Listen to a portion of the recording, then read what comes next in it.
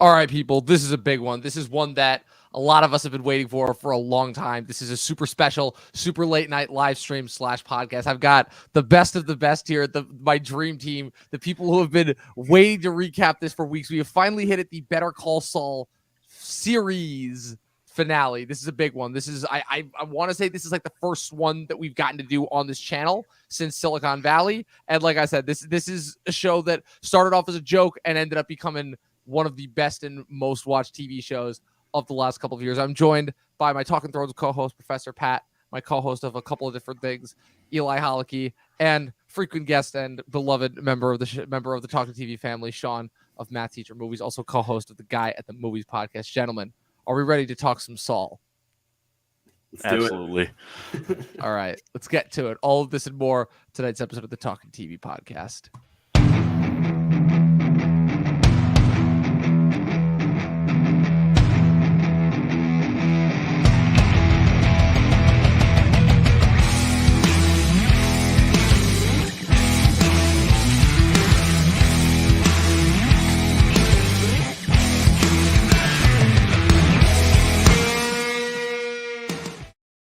All right, I could not be more happy to have this panel on that I'm joined by. I talked meticulously for weeks with each and every one of you guys just to make sure. We were originally supposed to be joined by one other person, but we ended up having a couple of last-minute people drop out. But I'm still fine with the panel that I was able to assemble. Pat, Eli, Sean, this is one that we've been waiting for a while because, I mean, it's so weird for me to even start to begin to describe Better Call Saul's impact on the culture as far as where it has evolved, obviously from Breaking Bad initially kind of coming out in a very different decade of TV, you know, kind of the peak prestige TV era that I've talked about so many times. And Better Call Saul comes out obviously right when it started to transition into streaming. But unlike Game of Thrones, which you and I, Pat, we've been talking about this for weeks on end now as far as how Game of Thrones was radically affected by streaming. But Better Call Saul, above all the other things that we're going to get into in tonight's episode, it really seems like Better Call Saul was the show that seems to have been like the most helped by streaming, if that makes any sense, you know? Hey, I think from last week's episode where, Kim confesses everything to this week's episode, I couldn't wait. So I ended up binging the first season and a half of the show from last week to this week because I had nothing to do. I wanted to watch this finale so bad. So what I will say is that there are a lot of episodes that are self-contained stories and really exciting, and then each one ends, leaving you wanting more. So I think it's the perfect combination of self-contained sort of episodes and, basically getting you excited about watching the next one. Sean, so you obviously, I assume, have been an OG watcher for Breaking Bad since it was first on the air. Walk me through your reaction as far as like kind of, again, it's a wide gamut of emotion, but I feel like if anyone's the guy to answer this kind of a question, you are. Just walk me through your reaction as to how you felt when Breaking Bad ended. Not sure where we were going to go as far as just after that. Then, not even 2 years later, we get this show, Better Call Saul. You're like, okay, this was a long-running joke. I feel like throughout Breaking Bad that we were going to get a Better Call Saul spinoff. And now it's come out, and now here we are, like, 7 years after it first premiered, it finished, and there are arguably, I would say, at least half the panel here would make the argument that it is better than Breaking Bad. Just walk me through your thought process as far as that whole gamut goes. Okay, last 20 years sounds good. I'll just do that in a couple. Hey, it's only 14. It's only 14. I got you. I was able to cut off 5 years there. There we go. I mean, I will say that I was someone that like ignored Breaking Bad for like the first few seasons because I was just like, why is AMC doing a show? This doesn't make any sense. Like, this is the dad from Malcolm in the Middle. It seems strange. And so then, obviously, like you were saying, I watched it all on Netflix. And like all of a sudden, like the ones I only watched live were the greatest like last half of season of TV, which is season 5B, which was just like this incredible rush every single moment. And I remember when Better Call Saul came out, not only was it considered a joke, but I think it was originally going to be a comedy. I mean, this is the guy that is the comic relief. And so when it started to get marketed as a drama, people either didn't believe it or didn't believe of its genuine nature. And, a lot of people shied back from it, in that first season where it is just literally like a legal drama. And, it's tough to like, okay, so he's still being Saul. He's still being goofy. He's still being funny. But like he's got a lot of other obstacles where he is right now. And he's at the lowest of the low. And like, how do we handle this? And it just developed. And all of a sudden you get Mike Ehrmantraut right away. And it's like, okay, wait, he's the ticket taker. This is a strange moment here. And then it just grew and it grew, and then it built its fan base there. There was a lot of people that lost it after the first few seasons. I remember people kind of like went off, and then like I think it brought those people back. At least I tried to bring those people back, and to just know that like this was something entirely different from Breaking Bad. I will say I think it is constructed almost better than Breaking Bad. Breaking Bad is a fun, tight, intense thriller, and this was something that was a little bit more drawn out and sprawled out, which you don't expect when the like comedic relief is the main center of it. And he was given a lot more heart. He was given a lot more basis, even in that first season. And so I think that like as we go on and as we, we'll talk about the how it ended and everything like that, we still see that heart. We still see there is like the, like a shred of a conscience, even though we didn't think so until the very, very end. Like we really thought he was going to go full evil, which I was ready for, honestly, after everything. But you look at those like regrets, and he always has those like hanging over him. And oh man, what a time. What a time. Yeah. It's a rush of emotions, to say the least. Eli, you and I, among many of the shows that we've been geeking out over the last couple of months that we've known each other, I will say that this was kind of the one that somehow I'm like, okay, I didn't think it was going to be possible to top Barry, but somehow Better Call Saul, I feel like it's somehow top that. Is that you are the guy that has consistently been texting me every week, just being like, oh man, I've got some crazy theories. Oh man, I've got that. So first and foremost, what I just gotta ask you this because I feel like you're the perfect person to answer this question. Did this episode satisfy just your wildest dreams as far as where this was going to go and more? Believe it or not, in the moment, I was kind of questioning a few scenes. Like I was just like, are they actually going to pull it off? I thought some of the flashbacks, I knew the direction they were taking. I was just like, is it fitting? But honestly, I think after that last scene, I did enjoy it. I think it was actually a pretty well thought out ending. Just the more that I think about it, I'm actually quite happy. I don't know what else to say. It's kind of got the post-series jitters right now, but well, yeah. Because among many other things that we're going to talk about on tonight's episode, the biggest thing obviously that I feel like is also the slightly most biggest comment that almost nobody's talking about just yet is it's like, wow, this is another TV show finale, and just that whole terminology in and of itself has garnered this whole legacy in and of itself, as far as we're coming off of 2 decades of almost every major season finale, feels like, with the exception of Breaking Bad being a disappointment. And now we're coming off of a whole other decade where it's like, okay, we were sort of started to get back on the right track, because it felt like there were a whole bunch of finales that came out between Lost and Game of Thrones in the 2010s where it's like, those were actually pretty good, but like they all just kind of flew under the radar. So that's a whole terminology in and of itself. So I feel like in order to kick off this episode, I just wanted to tell a little bit of a story as far as my watching experience of the finale, because it's really interesting as far as I feel like it harkens back to like certain watching experiences of old, where obviously, just because of the delightful how AMC has set up the streaming service and everything, I just got back from a long drive and I'm like, okay, I got to watch the episode. I just barely enough time to watch the episode. I go to sign into AMC. It's not letting me sign on. I'm like, oh crap. Well, this is not good. This is not helping at all. I need to get this done for the podcast. So I'm searching. Nothing's working. Finally, I text Eli. I'm like, can I get your AMC sign-in code? It doesn't work the first time. I try it again. It doesn't work the second time. The site crashes. I'm like, wonderful. Okay, so we're going through one of these again. Awesome. I feel like it's a comedy of errors. Finally, the site works. I sign in. I speed watch through the first half of the episode, and I catch up to the second half of the episode. And I can just say right off the bat, kind of, that I feel like the experience, as far as my willingness and my dedication to try and get through to this episode, obviously, besides just the further needs of needing to record it for the podcast, really did show a testament to, as far as like kind of how far I feel like just everyone's love of the show has come. Where if you think about it, kind of the special thing about the greater Albuquerque saga, television saga, is what I'm going to call it at this point. Obviously now with the conclusions of Breaking Bad, Better Call Saul, and then El Camino cushioned like right between them as well. It's like the fact that it is like kind of Gilligan has taken his initial story that, again, was, for lack of a better word, like an extension of a midlife crisis, and drawn it out into this massive, epic, sprawling saga that is ultimately on the level of some of like the biggest franchises that we have right now. Like this is not to underestimate, where I think it's safe to say that off the bat, this is top The Sopranos and Game of Thrones as far as being one of, if not the biggest shows. Like, as far as truly, if we're talking transcending the difference between like franchise saga and just television, like, nothing else has come close. I feel like just on a technical level, on an acting level, on an aesthetic level, just from a pure storytelling standpoint itself. Like this is transcendent. I don't know. What are your guys' thoughts on that? Pat, we'll start with you. Hey, my experience with the finale was a lot smoother. I just, flipped on the TV and, it worked. Well, we can't all be so lucky. Look at Yeah, this guy so- with the cable.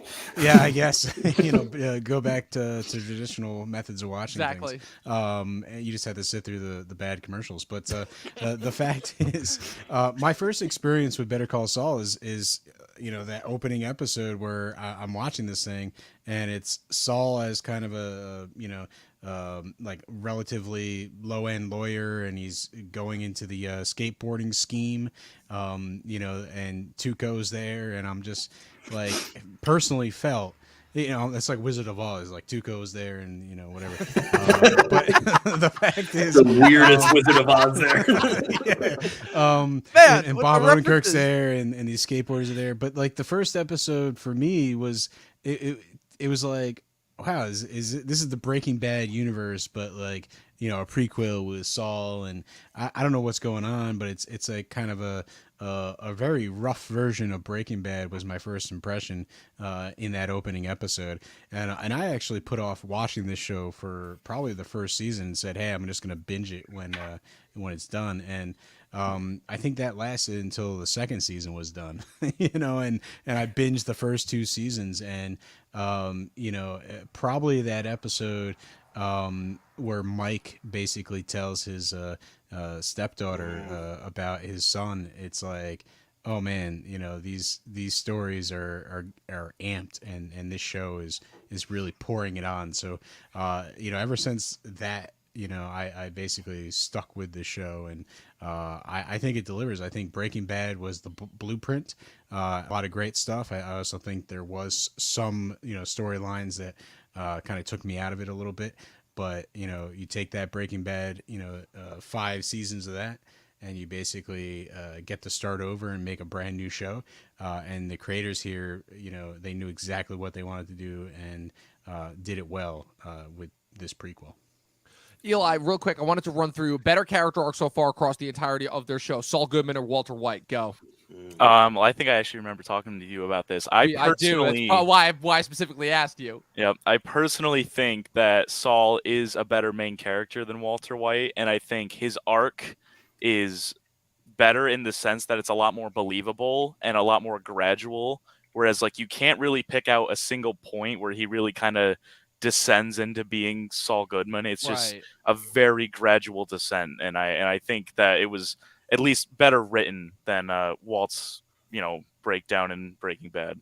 Well, it's so interesting because I have a point here specifically entitled The Breaking Bad of It All, where kind of what's so fascinating specifically about this last batch of episodes that we've gotten is obviously how they take the intersections with Breaking Bad and take what probably in anything else would just be like regular one-off Easter egg scenes and actually are able to, I think, actually take them in a strange way, do what it is that the Marvel movies are consistently missing, which is they take those extra like little tidbit scenes and twist them around just enough to make them work really well for the story. Like the interactions with Walt and Jesse that happened, ironically enough, in the aptly titled Breaking Bad a couple episodes ago, Pat, we were talking about that. We were like I don't really even know if this is necessary, but then how they still bring that back around as far as it's like just allowing the Breaking Bad of it all and allowing our pre-existing knowledge to help come in and inform certain other events, especially since we now know that we're following Jimmy as now aptly renamed himself post the Breaking Bad saga as well, knowing that Vince Gilligan has made the choice to incorporate that side, which he did not need to.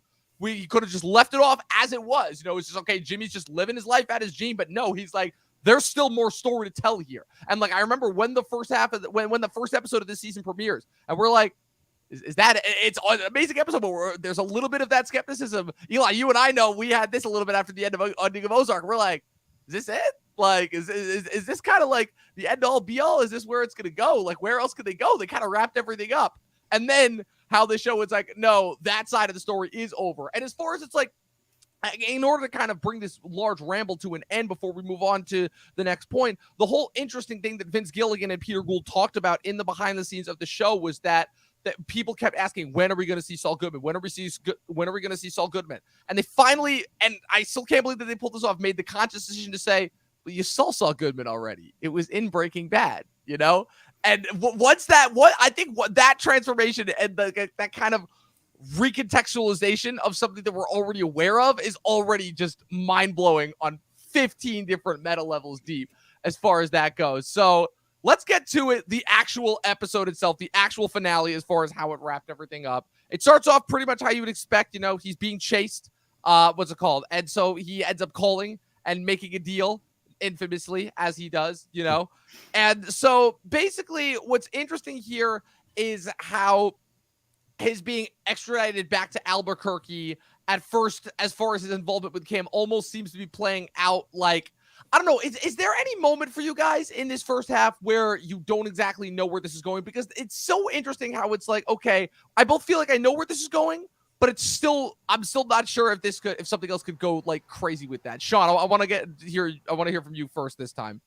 The magic of this, like basically this entire second half of the season is, you know, I had no idea where any of this was going. Like what was said is some of these were just like, you know, the big time Cinnabon Khan was its own contained episode. And so, you know, it's impossible to not compare this to Breaking Bad, but comparing it to Breaking Bad, I look at it and, you know, obviously I didn't know exactly where it was going, but it's like, okay, this is going to happen here. This is going to happen here. He's going back here. He's going to be happening here. And you knew kind of the steps. With this one, at this moment, I sort of knew what was happening, and my prediction was that he was going to be a schmuck that goes to prison for 7 years and gets out like that, and he just kind of lives his life as a complete schmuck, where he's just bald with no mustache, because the mustache looks cool with the bald head, I won't lie, but like instead he, like, you know, is just going to have the pale face, pale top of the head. And it's just going to be like, he's just going to be someone that gets away with it after like looking Marie Schrader in the eye. And I think that like that redemption arc was kind of this final moment where he said, hey, listen, like I'm still Saul, and I guess I'm always going to be Saul. I'm always going to be slimy. I'm always going to be smarmy. I'm going to be like, you know, already awesome and like, you know, the king of the prison almost at this point. But like, I do still have this conscience. I still have this heart. And that was the part that really surprised me when he turned and he started to confess right in the courtroom.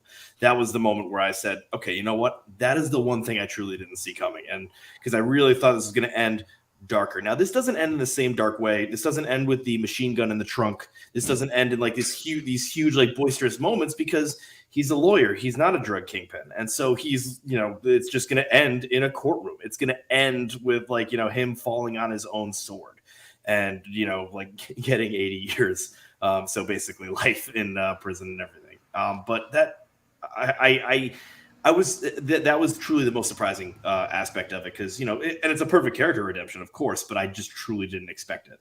Well, it's, for me, the big interest going into this finale was, it's like, okay, the thing that Gilligan has always been interested in first and foremost, which is what sets him apart from so many other people who operate on TV, is it's like, okay, this is always at the end of the day going to be about this one character, you know, and kind of, he takes a little bit longer this time than he does with Breaking Bad, but his whole thing is always, how am I going to bring this back around and make this one overarching character arc spanning across however many seasons. And what this episode kind of really illustrated to me as far as, okay, final endpoint in the thesis of this whole show is, what is Saul Goodman? And what this kind of revealed to me finally, after I've been kind of questioning it for quite a while, where I'm like, okay, so we're supposed to believe that, at least from what has been told to us, that this transition from Jimmy to Saul is almost like this inner transformation, when in reality, as you're watching kind of Better Call Saul, as far as how this kind of provides extra context towards Breaking Bad, is no, it's still just a facade.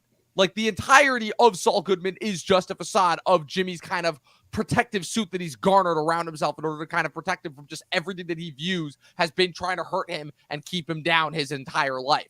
And this episode was the solidifying factor of that for me, where it's like, none of this stuff that he partook in, he ever really kind of believed in. And at the end of the day, it was always ultimately about the con, the grift, the thrill of the hunt, if anything, you know, and kind of how that allure, that lifestyle is constantly something that was always going to be at odds line. So even though obviously it's the ultimate kind of questioning of character where it's going for here, whereas as opposed to Walter White, who we know obviously did these heinous things, because Walter White, it's the act of, okay, justifying hideous acts of just complete moral depravity with bare bone justifications. With Saul, it's almost like, man, that was kind of a fun ride, wasn't it? And at the end of the day, it's like, did I really do anything? If anything, I think a really interesting comparison to this as well is the Oceans 11 to 12 of it all.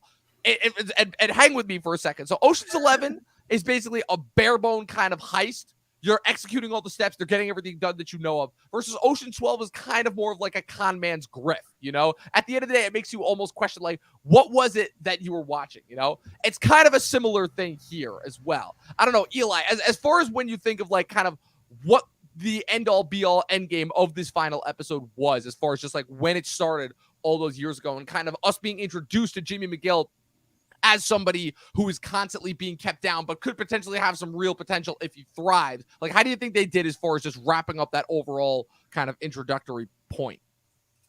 I think they hit it on the nail pretty good. I did really like what you said about how it kind of basically recontextualized his entire character, like throughout Breaking Bad. Like now we go and watch Breaking Bad, and I think for me, like kind of where it clicks is like that scene, that first scene with Walt and Jesse in episode 11 of season 6, where Jesse asks him about Lalo, and you kind of see just like that dread all like kind of coming back into his eyes, and he's just like, you know, oh my god, like, but he pushes it down and just moves forward with the facade, and that's kind of what it's always been. He's like he's always had those skeletons in his closet, and it just to make you like think about it in that way, I just didn't think it was possible. And for him to finally just kind of open up and just let it all out at the end there, I think was just an absolutely perfect way to wrap up his character and just the idea of like Saul Goodman. Pat, Saul Goodman, did Jimmy McGill actually become him, or was it just yet another facade? Well, you know, I think this is a very complex question to answer, and what I'm going to say here is that Better Call Saul, you know, took a character that was, you know, Saul Goodman, that's who he was in Breaking Bad, and Better Call Saul makes him a multiple personality head case, right? Because he was slipping Jimmy in the past. He's Jimmy McGill that's recovering from that. Then he kind of becomes Saul Goodman, but that's really just a means to an end to build his law practice. Then, you know, Howard gets shot and the whole thing with Lalo. And literally we see the birth of Saul Goodman, and Saul Goodman is dealing with that guilt of getting Howard killed and basically breaking up with Kim. I think, you know, for the most part, he's truly Saul Goodman. You know, he doesn't care. He's willing to, you know, build this meth empire. He's doing it all for the money. He's his most greedy self as Saul Goodman throughout Breaking Bad. And yeah, it does reframe that character because, you know, we do see Saul, you know, relatively early on in this series. But that's really just, you know, him being Slippin' Jimmy. And I think Saul Goodman is when finally he has that sort of never ending fight with Kim, right? You know, like they're no longer together. You know, they're not willing to speak to each other. Like, you know, he's stubborn and he kind of gives it all away. He's willing to get into this drug empire because he can't really ever be with Kim again. You know, watching the first season again, you know, there's the last episode when he hangs out with his pal Marco, and it was the best week of his life, right? You know, and Marco dies of a heart attack. You know, I think the way that the series portrays it is Breaking Bad, you know, his foray as Saul Goodman and getting into this drug empire. That's the equivalent of that episode with Marco where he's just going around for one last ride. And here in this season finale, it's the end.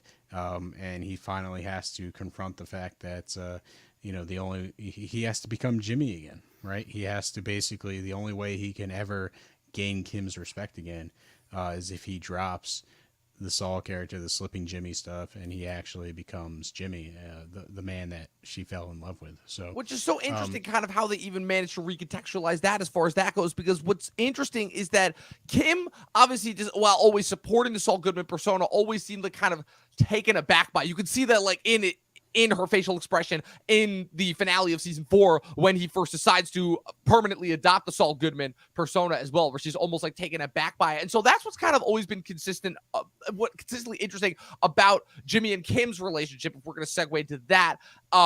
as far as the Saul Goodman of it all is concerned, and kind of how that was always going to resolve itself, because obviously once they made the decision to resolve all of the drug cartel action in the first episode of this half of the season, that kind of, and once obviously even more apparent once they decided to keep it in the in the Gene Takovic verse, the question was always going to become like kind of, okay, well, clearly what they want to focus on now is answering Jimmy and Kim, because they've officially, like, they've caught up to Breaking Bad. They're really not concerned with kind of where that goes anymore, because frankly, we as the audience know what the story is going to be. So kind of how they're able to like refocus their relationship on Kim, and ultimately kind of in a strange way play out in a little bit of a traditional part where they ultimately have him sacrifice himself for her, where she has again, like if we're again, I'm trying not to compare it to Breaking Bad as much, but as far as how the Breaking Bad concerns of it all go, where the whole thing is that Walter had to sacrifice himself in order to almost like not redeem himself, but at the very least save the last person who he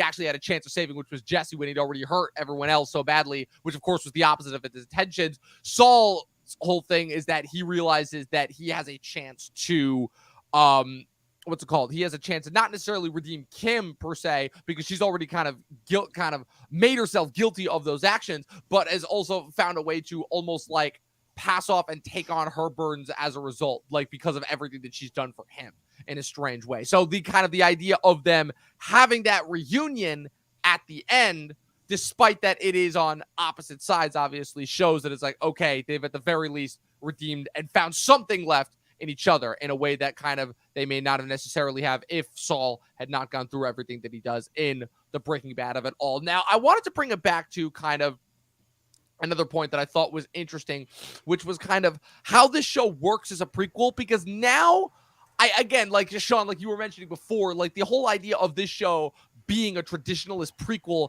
is almost kind of like antiquated as far as that goes, because it's so much more than that. I don't even know how to describe it. This is like a completely new thing. Like, what do you call something that is made after an already pre-existing property, but then takes place before, during, and then after it, and also like recontextualize certain events, but it's all around a supporting character? Like, has there been like a thing that's been termed The Godfather Part 2?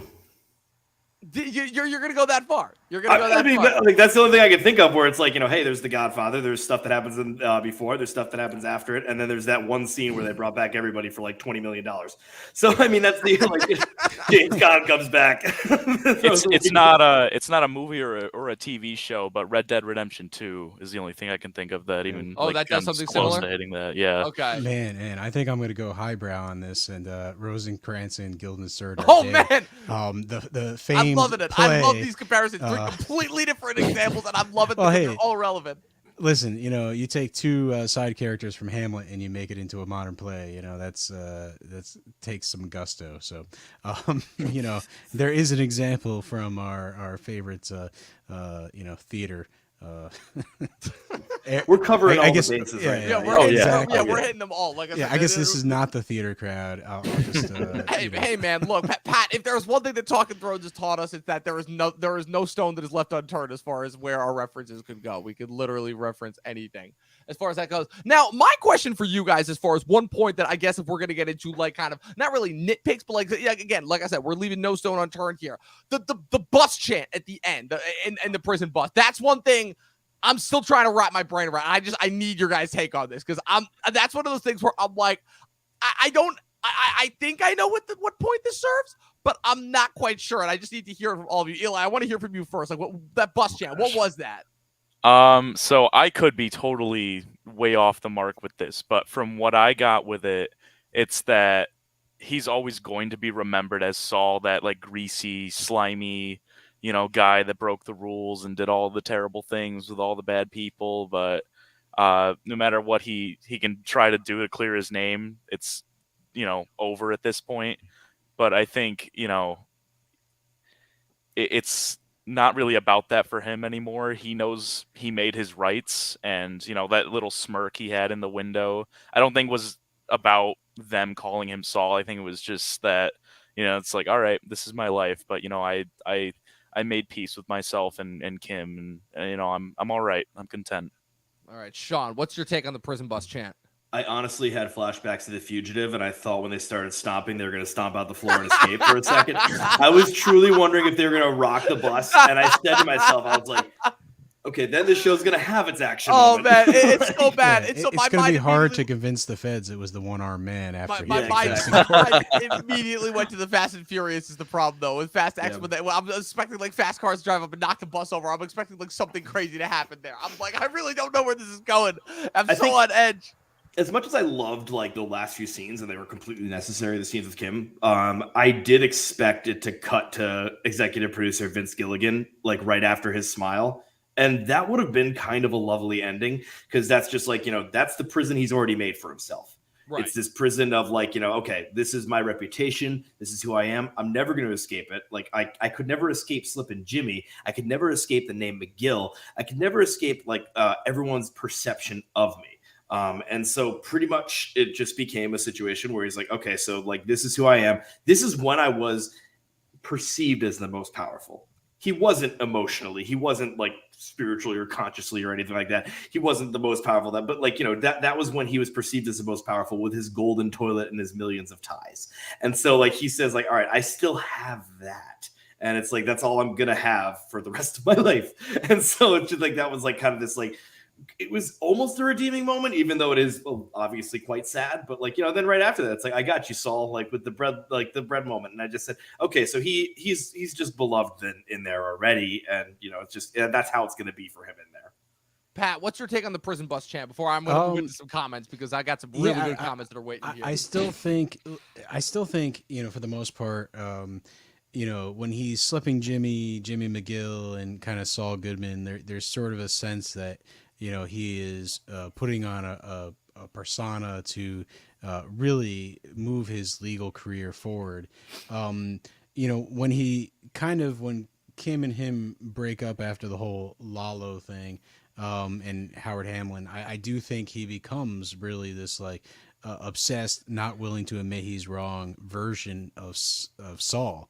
And so when he finally confesses and he kind of brings himself back down to earth, right? And this is, I think, the beauty of this is that he's allowed to be a different version of Saul in Breaking Bad, because right here in this show, they show that during that period, he's really having some sort of fierce like game of chicken with Kim, over the course of 6 years, and the fact is, when he confesses in court, she's able to actually speak to him again because he's back and he's Jimmy. So on the prison bus, he's saying, hey, I'm Jimmy, and everyone knows him as Saul. And I think it's sort of brings us back, to who he was prior to when Lalo faithfully walked into the apartment that night with the candle and everything, and changed the two of their lives forever. So I think it's sort of like, what is it they say? One day they'll wake up and they'll totally forget that took place. Yep. I think this is sort of that moment where they're back to before, that fateful night. And, the fact that these people are recognizing him and he's going to be able to find a place within this prison that's truly himself. I think that was a great point that you brought up, is like, this is a prison of himself, and it's who he's always been, right? So, and that's established early on in the series, is that his brother Chuck is trying to get him to change who he is, and to a certain degree he kind of grows but never really changes who he is, and I think he comes and becomes at peace with who he is, and I think it's a great metaphor with the prison because he's trapped with who he is, and it's not all bad.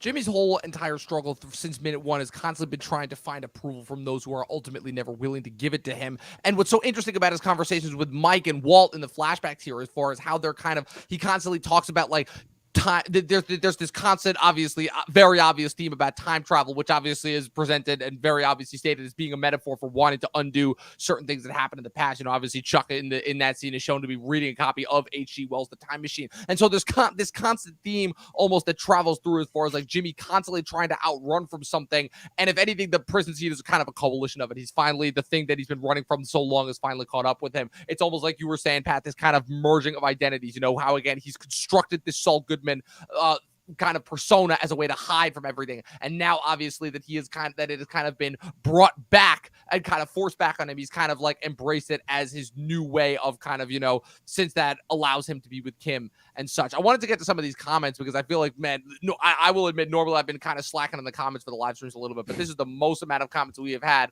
for one of these in a long time.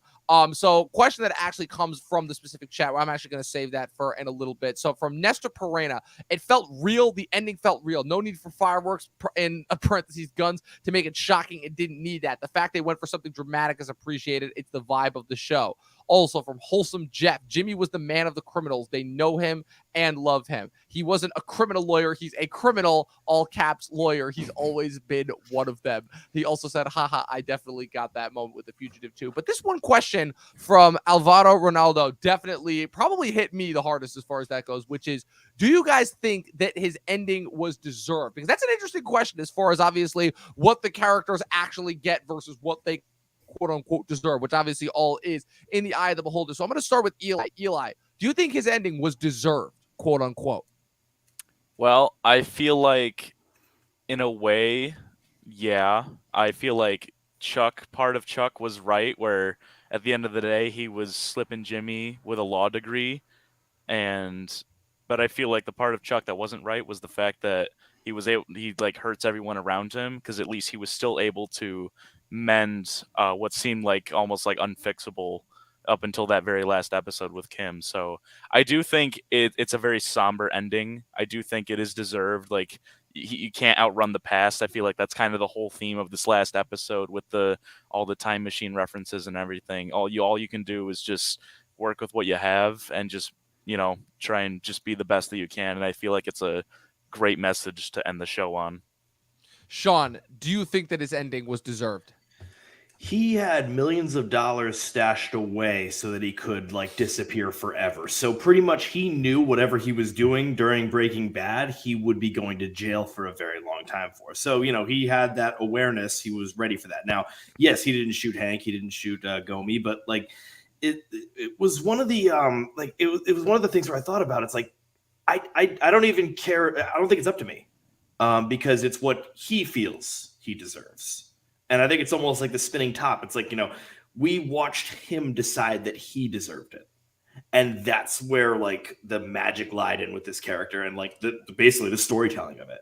I mean, I think about Walt when he said, I did it for me. That was the most satisfying line reading.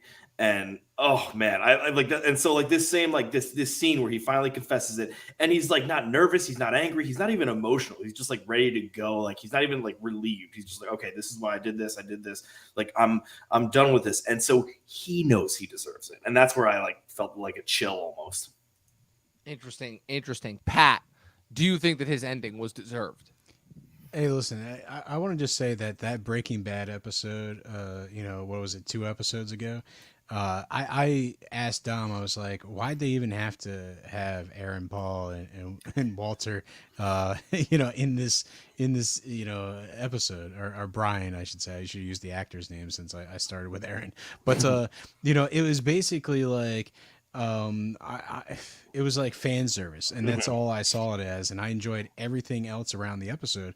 It was cool to see maybe a different take, but and then when Aaron shows up outside his office during the divorce papers thing, it was cool to sort of have a little bit of that fan service from Breaking Bad come in. But I didn't necessarily see it as necessary until tonight when he's sitting there confronting Hank's wife and saying I was introduced to Walter White in front of a grave that was meant for me. And it's like, wow, it's like they went out of their way to, talk about Breaking Bad and pay fan service. And, that's what you thought they were doing.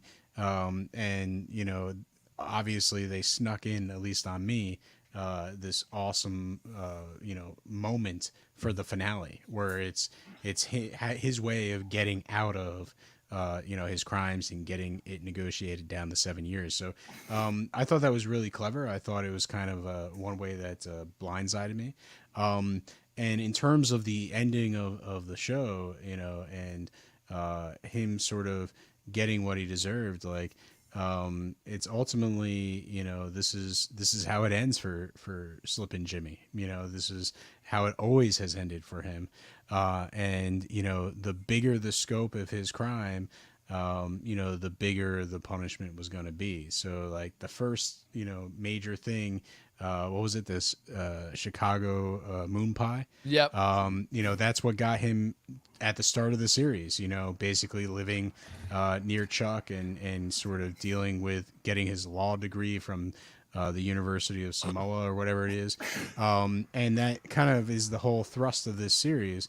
And because of his, dealings in Breaking Bad, well, now it got him 86 years. So he is the same person that he's always been. And, I think he knows more about himself, and I think he probably wished that he learned it sooner. But the main thing is, I think he has come to peace, and I think Kim has come to peace with everything that's happened, and I think that is what matters to him most. My whole thing with it, as far as that goes, and those are all great takes, by the way. My other, I think that of all of those, I'm tempted to agree the most with Sean. Where as far as it's like, it's not necessarily what it is that he deserved. It was more so just a matter of like kind of what was always going to happen to him. And so for me, kind of the area of interest comes down to whether or not like kind of if he had ever like chosen to do anything, whether he was like obviously whether he was always destined to like kind of stay in Omaha as Gene, or whether there was always a kind of some part of him that knew he was going to find his way back to Albuquerque. Famously, obviously, I'm wondering if behind the scenes, obviously the death of Robert Forster factored into this. Robert Forster, who famously played the vacuum salesman, famously one of his last roles before he passed was in El Camino when he was able to help Jesse escape. And the fact that kind of Saul, but what's interesting about that, as far as like kind of how that death factors in, is there was always kind of this underlying thing of when he called him earlier on in the show in order to try and escape. And he even tells him, is like, oh, something tells me that you've done this before, but also something tells me that I don't know if I'd be able to help you this time, even if I wanted to. I thought that was really interesting. And if anything, that was kind of, and all like kind of the random cut of Gene throughout the show have kind of always been this random foreboding thing that despite all of his actions, he was always kind of going to end up where he wanted to be, whether he realized it or not. And so the idea of him deserving it, it's like I said, it's kind of how it's represented on both sides, where now this is allowing him to find peace both as Jimmy and as Saul in a way that he previously never could have. He needed Saul in order to initially get away from Jimmy, because he was just finding no peace there, and his life was just constant pain and misery from both Chuck and from all the higher-ups that never took him seriously, both because of his earlier criminal days and then not. And then he needed, obviously, the resolution in order to make sure that his time in Breaking Bad and then suffering as Gene afterwards in Omaha, which almost acted like a purgatory, which in some senses can be worse than hell, was, like, worth it. And it's showing that even though he's in jail, it's ultimately the jail of his own making, where everybody seems to be on his side. Everybody seems to admire him. Everybody seems like he has finally gained the respect and admiration that he has hungered for so long, ultimately. And that's and obviously getting back some semblance of whatever will happen with Kim after the fact, making peace with her, whatever that is as a result. And also how they're kind of able to like have that last little mutual explain, that last bit of feeding off of each other, if you will, that kind of made their relationship so interesting in the first place, where it's like, oh, so you got him down to 7 years. It's like, who knows, with good behavior, I might get who knows what could happen, kind of always leaving that extra note as far as like, okay, like the con is always going to be out there. It doesn't matter if it's Jimmy, if it's Saul, if it's G, like the con, the hunt, the next thing is always around the corner, And like I said, all I'm going to say is that, Sean, I definitely think you hit the nail on the head the hardest as far as that goes.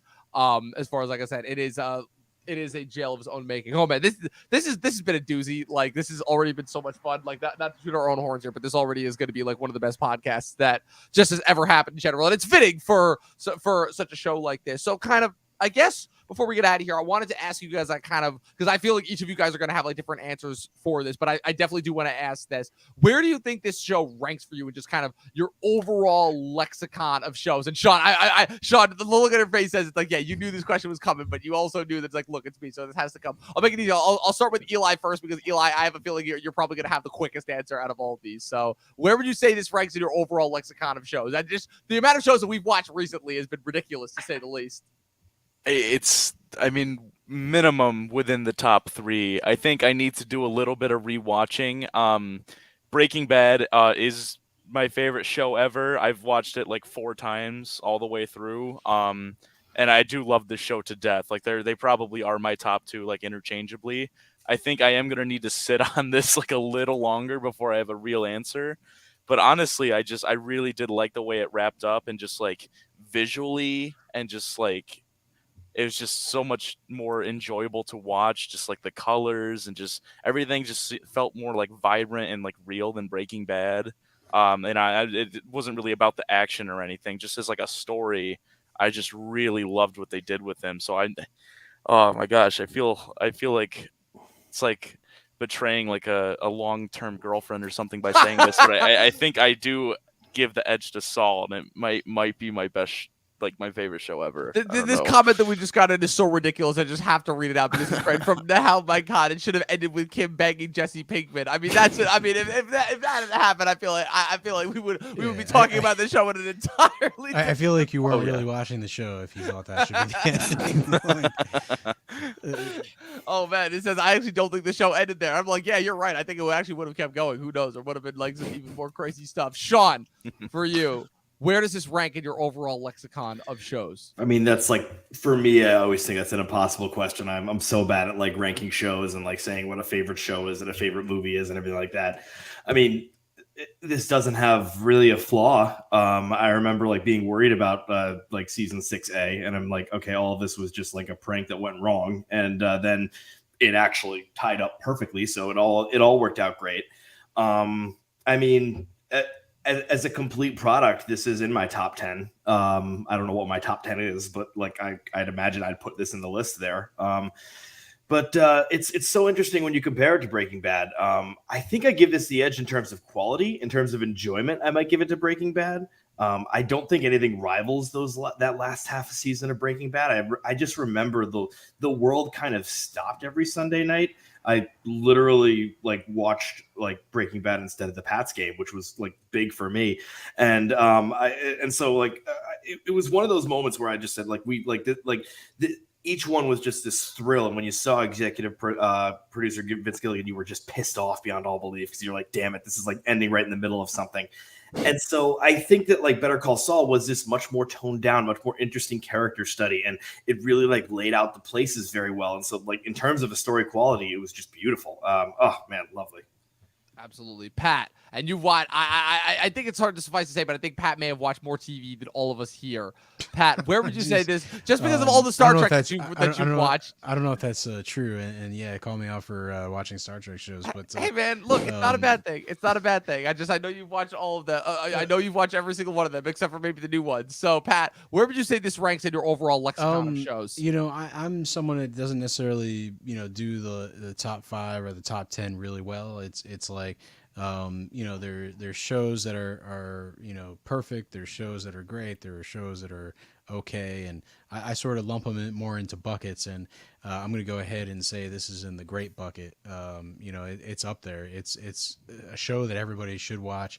I think there's people I've talked to where it's like, oh, I did Breaking Bad, I've done that, I don't need to go watch Better Call Saul. And it's like, no, like forget Breaking Bad. Better Call Saul is that great show. Breaking Bad is a good show, but it's not Better Call Saul. And I think this is just a really solid show. I also want to answer one of the questions in the chat. Oakley. Yes. Right, Saul, this whole thing where he's getting redemption, and he's negotiating down the 7 years, and essentially takes 86, and he's reconciling with Kim and everything. He has the foresight, right, to basically hire Oakley because he would do it, but in the end, for all that stuff that he confronted him with in the early seasons, he gets the last laugh on this prosecutor that started his lawyer career as a thorn in his side. So I think the phone call, right, between Kim and Saul, where it's like we're both smarter to throw our lives away. I like how Oakley represented, his intelligence and his ability to really comprehend and control a situation, because he kind of manipulated this guy into that position, knowing what he would have done. So, it's that level of detail that I think makes this show stand out as one of the best. 100%. We always love shows that, again, like we've talked about, nonstop, Pat. Again, that kind of that very novelistic structure. We like when kind of there are all of these little pieces that are placed that are eventually paid off over a long period of time. And I feel like that's something that, again, a lot of people who love to watch these types of shows have in common. Man, this Now My God guy is going off in the chat right now. I just have to read some of these comments that he's put out because they are actually hilarious. Kim and Saul have to have something cooked up. Like, I don't think Kim and Saul would have ended it right there. I mean, it's Kim and Saul, and they are still madly in love with each other. No way they can't figure out a way to get Saul out of jail early. I mean, like I said, it's one of those things where, to me, some of the best shows, the kind of leaving it open to interpretation, could sometimes refer to some of the better endings as well. Although, hey, I would still watch the like graphic novel, right? Exactly. There's the graphic novel is always. Hey, Better Call Saul, the video game. I'd be down to watch that. Yeah, if you think Vince is done, yeah. Well, it's so interesting that you mentioned that, Sean, because again, Gilligan has effectively said this is it for him for the Breaking Bad verse, that he wants to do something completely different after this. What that will be, who knows? But all I will say is, look, a surrealist show set in the desert of New Mexico, all while Breaking Bad is happening. It reveals that it's like on the edge of like different sci-fi universes, like different Breaking Bad, Better Call Saul, what if scenarios. Pat, I believe that's something that you and I talked about at one point. Who knows? That could be something that's in the cards. It would be cool. They could always hand off Kim, getting her law degree back and saving Saul to Snyder and create the Snyder cut of Better Call Saul. Hey man, the Snyder cut for everything. Exactly. That's kind of where we all want to bring it. So ultimately, guys, like I said, this has been one of the most interesting and fascinating podcast conversations that I've ever had. I had an absolute blast. And like I said, we've got to do something on the show that in a strange way we have not gotten to do since Silicon Valley, which is we got to cover a show as it was ending. Eli, you and I did that for Ozark, and it was kind of a little bit of a warm-up, but Ozark ended on such a spectacularly stupid note that I don't even know if that one's worth bringing up again. But yeah, this I'm still heartbroken. Yeah, I remember. But this one is the first one where it's like, yes, we finally actually have a satisfying TV show finale. It's interesting because I don't necessarily want to preemptively say that this is our Breaking Bad, but after the disappointment of Game of Thrones and Ozark, it is nice to know that we can finally say goodbye to a show that had a great wrap up and had a great initial run for something that we never really honestly thought was going to be something as it was. So before we get out of here, I want us each to go around, give us your final thoughts and star ratings on Better Call Saul. Sean, I'm going to start with you this time. 5 stars, and congratulations to Rhea Seehorn on winning 2 Emmys. We'll see when it happens. Let's freaking go, man. Come on. Let's see when it happens. I have some interesting thoughts about that as well, but I'll get your thoughts on that afterwards. Pat, your final thoughts and star ratings for Better Call Saul. Hey, listen, I thought the ending was perfect. I guess not perfect because I was disappointed that he was caught within the first 5 minutes of the show. But, I knew it was going to happen. I just wanted the chase to be a little bit longer, maybe like one more commercial break. They could have watched that movie about the Boston Marathon with Mark Wahlberg. Right, got a little tension in there. Patriots Day. Yeah. But anyway, he was hiding in a dumpster. He could have done that for one more break. Oh, you're saying like the boat. Oh, okay. Yeah, I think it's very it's a confined space, but bring some tension to that scene, right? Instead, it's just the cops knocking on the thing, anyone in there, and then he comes out, very comically. I thought it could have been like build up some tension, have him in there for a commercial break, have the cops like combing the neighborhood, and maybe he finally just gives himself up, But it just felt like too easy for the police officers, is what I'm trying to say. And I think James in the chat says, Kim is not necessarily madly in love with him anymore at the end of this episode. And, I think them smoking the cigarette in the film noir sort of setting in the prison shows that they're at the very beginning, sort of where they were at in the first season. So they have a lot of history together, and, they know each other. I could say that I think, they kind of still respect each other at this point because she confessed and now he did the right thing and he confessed. And I think they're good with each other. Love, was that ever really necessarily a thing? Like, yeah, sure, they got married and whatnot, but that marriage fell apart. So I think, the fact is they're on, at least an equal level to where they were at the beginning of the show. And, I think the fact that it kind of comes full circle, except for, him in prison, I think is really brilliant. I think the ending here is just satisfies me as a viewer. It's the last season was worth watching. I didn't feel disappointed at any moment, including that Nippy episode. Absolutely. Like I said, arguably, we haven't had one of these in a long time, but it's probably, for my money at least, the best final season we've had in a long time, as far as the final season being the best season of the whole show. Eli, your final thoughts on Better Call Saul and star rating. Absolutely love this show. Honestly, I was also a little skeptical at the start. I just felt like it was almost a little too slow, but it felt just like all the build up and every individual scene, characters interacting, it just all made it all the more satisfying come these last few seasons. And I'm easily going to give it a 5 out of 5. Love it to death. Here's what I'll say in my conclusion on Better Call Saul. It is a show that I was not expecting to love, and a show that I thought was not going to be a gimmick, but I thought was going to kind of reduce something that I thought was beyond spectacular to something that was kind of average. And well, I will still say that I am, even after as the high moments of this show and as high as they were, is that even though I'm still very much in the Breaking Bad is better camp, I could definitely say that what Saul has kind of contributed to the pop culture lexicon is something that is truly different and unique in the sense of where I have never seen anything like this before. As far as taking a side character and finally giving him a spin-off prequel, whatever you want to call this, something that not only seeks to kind of add further context to something that you thought you were already familiar with, but also recontextualizing certain events and almost crafting like a secondary story onto the story. That's kind of where I'll always kind of hold Better Call Saul in my mind, and that's kind of what's always going to rise it up for me above kind of some of the other more average shows that we get now. Like I said, it was an absolutely spectacular finale, gave us everything that we possibly could have wanted, didn't go the generic route, but like I said, it was Vince Gilligan, so I was never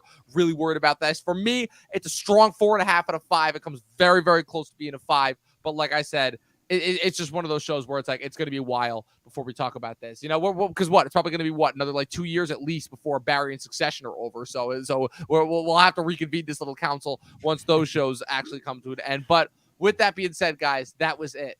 That was the Better Call Saul recap finale, where it's done. It's over. I don't know. I feel like I was gonna pull a movie quote out, but I feel like at this point it's like nothing would do it justice. At this point, Eli, where can everybody follow you on the interwebs?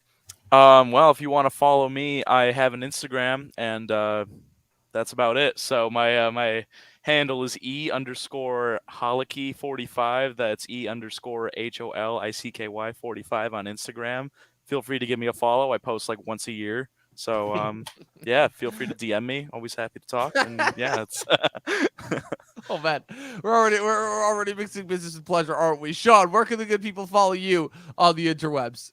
They can also find me just on Instagram at Math Teacher Movies, and I'm also on a podcast, the Guy at the Movies podcast with Joe and Sean, where we talk a bunch of fun movie news, and so subscribe to that as well. Absolutely. Pat, where can the good people follow you on the interwebs? Besides co-hosting Talkin' Thrones with me. Yeah, I'm Talking Thrones. What do we release it every Friday, I think? Yep. So hey, go ahead and listen to those episodes if you're interested in analyzing the show Game of Thrones. Hey, whatever. I was trying to come up with something witty. It just I stopped myself short.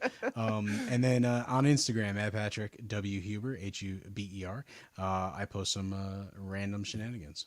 Yes, absolutely. Like I said, you can find Pat every Friday talking Thrones with me as we are just closing in on the House of the Dragon premiere, which is right around the corner, as well as finally beginning our wrap up of Talking Thrones as we make our way halfway through season 7. But like I said, in the meantime, thanks everyone for joining us. Thanks to all three of my co-hosts, as well as thanks to people who were all in the comment section. This was an absolute blast. I had so much fun reviewing and kind of watching Better Call Saul and getting into the lexicon over the last couple of years and understanding kind of like what an impact it has. And effectively this being our real version of Breaking Bad, if you will.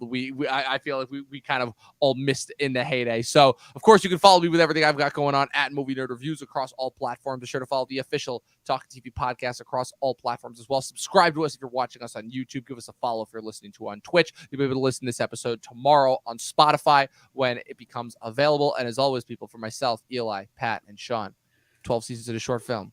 Watch more fucking movies. Eat more Cinnabons. Saul gone.